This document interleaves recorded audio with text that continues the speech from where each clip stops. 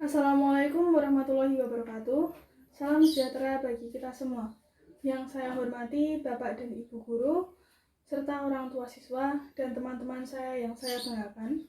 Pertama-tama, marilah kita panjatkan puji dan syukur kita kepada Tuhan Yang Maha Esa atas segala rahmat dan hidayah-Nya, sehingga kita dapat berkumpul di tempat ini dalam kondisi sehat dan tak kurang suatu apapun. Pada kesempatan ini, saya ingin menyampaikan pandangan saya tentang pemberlakuan kembali ujian nasional atau UN sebagai penentu kelulusan siswa kelas 6, 9, dan 12 pada tahun ajaran 2025 sampai 2026. Hadirin yang saya hormati, keputusan untuk mengembalikan ujian nasional sebagai penentu kelulusan tentunya mengundang pendapat dari berbagai kalangan di masyarakat. Kebijakan ini memiliki tujuan utama untuk meningkatkan mutu pendidikan di Indonesia. Dengan adanya ujian nasional, pemerintah dapat menetapkan standar evaluasi yang sama di seluruh wilayah, sehingga dapat meratakan tingkat keberhasilan pendidikan di setiap daerahnya. Selain itu, ujian nasional juga dapat menjadi motivasi bagi siswa untuk lebih giat belajar, berproses, dan persiapan juga tanggung jawab siswa dalam mengejar hasil yang terbaik. Semua ini adalah nilai-nilai penting yang akan bermanfaat tidak hanya dalam pendidikan, tetapi juga dalam kehidupan mereka ke depannya. Pertanyaannya, apakah pemberlakuan kembali ujian nasional merupakan langkah yang tepat? Untuk menjawab hal ini, marilah kita melihat dari berbagai sudut pandang. Yang pertama, yaitu standarisasi pendidikan secara nasional. Indonesia adalah negara yang luas dengan beragam sistem pendidikan di setiap daerah. Ada sekolah-sekolah unggulan di kota besar dengan fasilitas lengkap, tetapi ada pula sekolah di daerah terpencil dengan keterbatasan sumber daya tanpa standar evaluasi nasional yang jelas. Bagaimana kita bisa memastikan bahwa kualitas pendidikan di seluruh Indonesia tetap setara? Ujian nasional berperan sebagai alat ukur objektif untuk memastikan bahwa setiap siswa baik yang berada di pusat kota maupun di daerah pinggiran memiliki standar kompetensi yang sama. Dengan adanya ujian nasional, kita dapat memastikan bahwa siswa di seluruh Indonesia mendapatkan pendidikan yang setara dan memiliki kemampuan yang sesuai dengan standar nasional.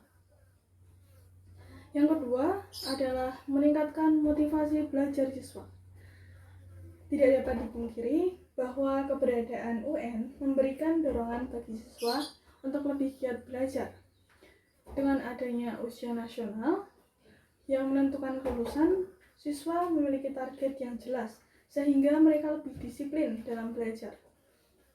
Tanpa adanya standar ujian yang tetap, ada kemungkinan motivasi belajar siswa menurun karena tidak adanya tantangan yang harus mereka capai. Jika ujian nasional dikembalikan, hal ini dapat menumbuhkan budaya belajar yang lebih kuat di kalangan pelajar. Mereka akan terbiasa dengan tekanan akademik yang sehat dan nantinya akan berguna ketika mereka memasuki dunia kerja atau pendidikan yang lebih tinggi. Dan yang terakhir yaitu mempermudah akses ke jenjang pendidikan yang lebih tinggi. Saat ini, seleksi masuk perguruan tinggi menggunakan berbagai metode seperti UTBK, ujian mandiri, dan jalur prestasi. Namun, dengan dihapusnya ujian nasional, standar pendidikan antar sekolah menjadi sangat beragam. Ada sekolah yang memberikan nilai tinggi dengan mudah, namun ada sekolah yang lebih ketat dalam penilaiannya. Hal ini bisa membuat ketimpangan dalam proses seleksi ke perguruan tinggi. Dengan mengembalikan ujian nasional, perguruan tinggi bisa memiliki tolak ukur yang lebih jelas dalam menyeleksi calon mahasiswanya. Selain itu, ujian nasional juga bisa menjadi bahan evaluasi bagi sekolah untuk meningkatkan kualitas pendidikan mereka.